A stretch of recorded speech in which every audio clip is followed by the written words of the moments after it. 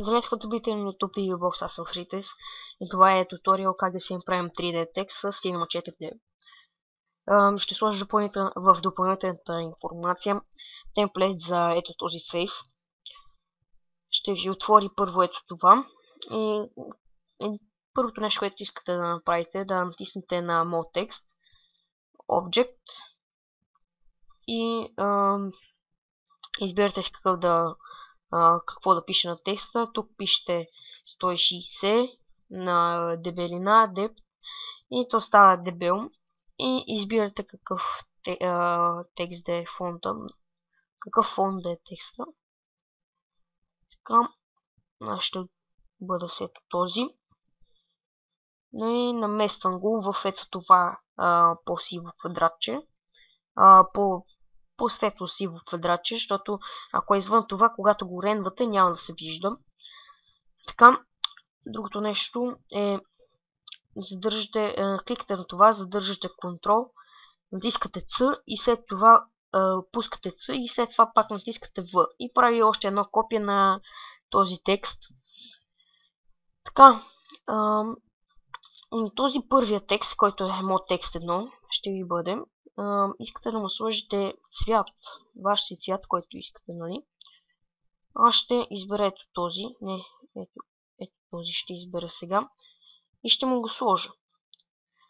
След това ще искам да сложа цвят на другия текст, който ще ни е обвивката. Аз обвивката ще я направя такъв цвят, може би. Така. След това кликате на първия текст, отивате на Caps, Fillet, след това пак Fillet. Така. Това ще ви го направи само от външната обвивка. Даже отидете пак на моят текст и натиснете на Radius 2 и тук 2. Start Fillet, Radius 2, End Fillet, Radius 2. Така. След това искате да натиснете това копче, за да се вижда отгоре. Нали, намесвате го как да го виждате хубаво. Приближаваме леко и дърпате леко напред. Ето с тази със стрелка дърпате надолу. Ето самия текст, който обвивката ще излезе напред и ще придаде едно хубава гледка. Ще придаде. Така, готови сте с това. Кликате ги двете, нали, с Shift, задържате Shift и ги кликате двете. Отивате на MoGraph, Factor, Group и правите в група, пак ги маркирате двете с Shift и ги кликате и просто отивате на Group, след така да ви покажа чертичката надолу, стрелката надолу. След това отивате на Plugins, Tiratsu и слагате на 20. Значи този плагин Tiratsu ще го сложа в допълнителната информация. Даже сега ще ви покажа как се слага, докато се разчупва. Да, почна да се разчупва. Окей. Така, къде беше само? Да. Когато го дръпнете, мисля, че ще ви излезне само с един RAR файл и след това трябва да го разархивирате и просто само да видя. И просто го слагате в Plugins, ето тук, и то си работи. Така. Ще чакаме да се редне. Сега ще покажа горе-долу какъв текст ще стане. Ето такъв текст. Изчакаме да се редне в момента.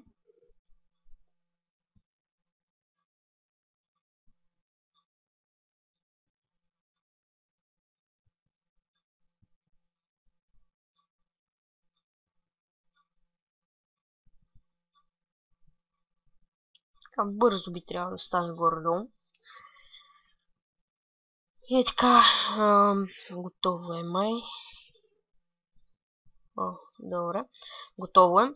И когато е готово, искате те вече са ви маркирани тези части, ще се получат много и искате да ги сложите под груп.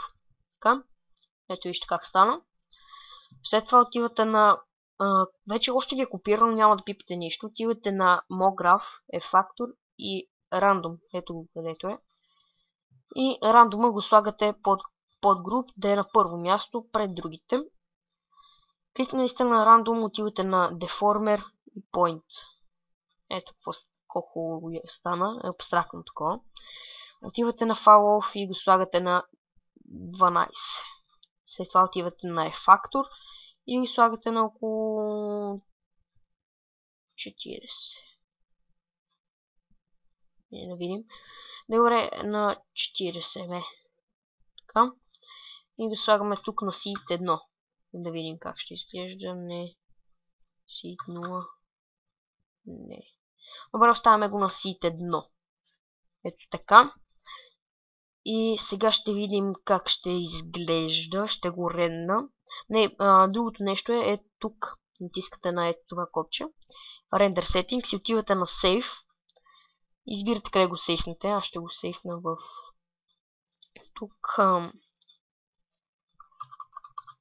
Free Text. Така. И го записате. И просто кликате на хикчето и тук натискате да се рен.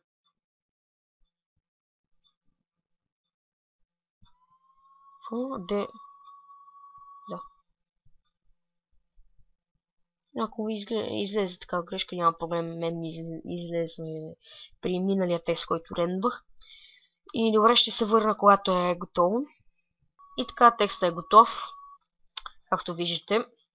Но ако искате да е още по-готин, хубав, просто това ще обмахна, не ми трябва сейфа в момента. Така, отворил съм си Photoshop. Сега ще намеря къде го записах. Така, вкарваме текста. Така, ето как изглежда текста в момента.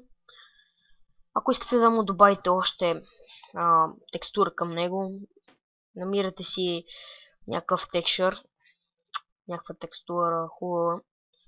Аз, примерно, може ето тази я сложа, ако изобщо се вижда на това черно в момента. Така. Да я настроим хубаво. На местото. Така. И което искате да направите е, когато сте готови, нали, отивате на Create Clipping Mask и след това на Overlay или Soft Light. Да видим как е Soft Light. Мисля, че Overlay изглежда по-хубаво в момента, да. Виждате, че на черното почти никаква текстура не добавя, но на това силното вижда колко хубаво стана. Какво още може да добавим? Ще дали ще стане едно нещо. Добре, ще пробвам. Къде беше? Eraser. Намалим. Окей, на светлина.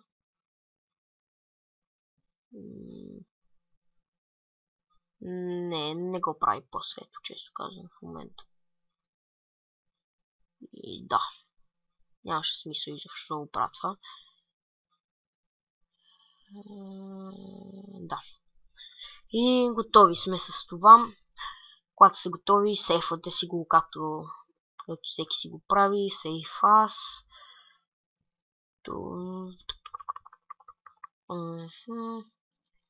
Work. Text.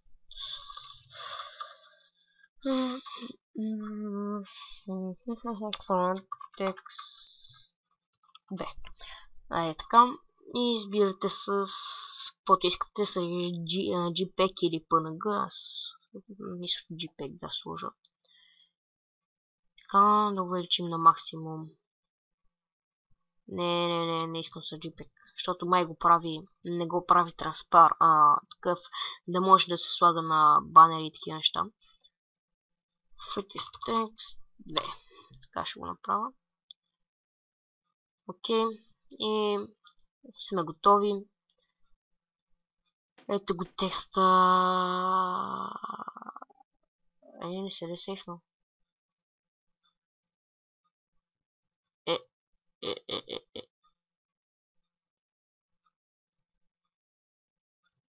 Нещо се не сейфна. Чак пак наново.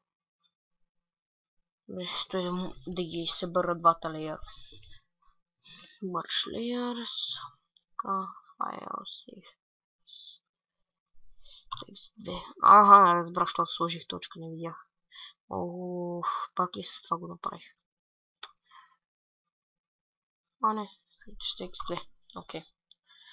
Така, окей. Трябва да го направи ето го текста. И просто го отворим с преглед на снимки в Windows и ето го колко добре е станало. Става за банери, бакграунди и такива глупости. Добре, мерси, че гледахте. Аз бях Фритес. Ако имате някакви затруднения, просто пишете в коментарите. Или ако нещо съм забравил да добавя или да кажа, ако някой повече разбира от мен и така, не хейтвайте, защото не се занимавам много време с това. И така, мерси, че гледахте. Аз бях Фритес и чао!